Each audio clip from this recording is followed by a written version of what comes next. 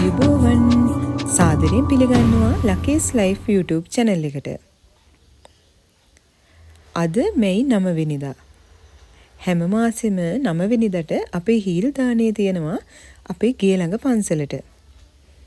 ඉතින් අපිත් එක්ක තව පවුල් 6ක් ඉන්නවා අපේ හීල් දාණයට. අද අපි හදන්නේ කිරි හොදි, කුරක්කම් පිට්ටුයි, කට්ට සම්බෝලෙකුයි. මේ ඔයගොල්ලෝ දකින්නේ කිරි හොද්ද හදාගන්න ගමන්. ඒ වගේම මේ අපේ ගෙදර හැමදාම හදන ලැවරිය.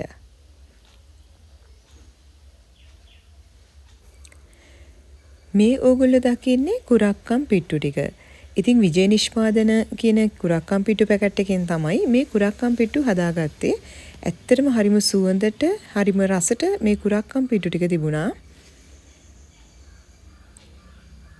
ඒ වගේම කට්ට සම්බෝලය හදාගන්නකොට හොඳට සුදු ලූණු කරපිංචා වැඩියෙන් දාගෙන රතු ලූණු කෑලි මිරිස් ගම් මිරිස් එකතු කරලා ගලේ අඹරලා හොඳට කට්ට සම්බෝලය හදාගත්තා. ඇත්තට මේකත් හරිම රසට තිබුණා.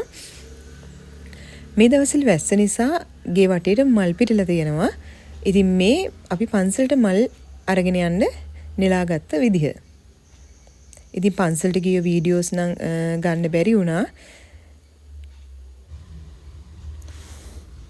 ඉතින් මේ වීඩියෝ එක බලුවට ඔයගොල්ලන්ට ගොඩක් ස්තුතියි. ආයෙත් අලුත් වීඩියෝ එකකින් හම්බ වෙමු. ගිහින් එන්නම්. සුබ දවසක් ඔබ සියලු දෙනාටම.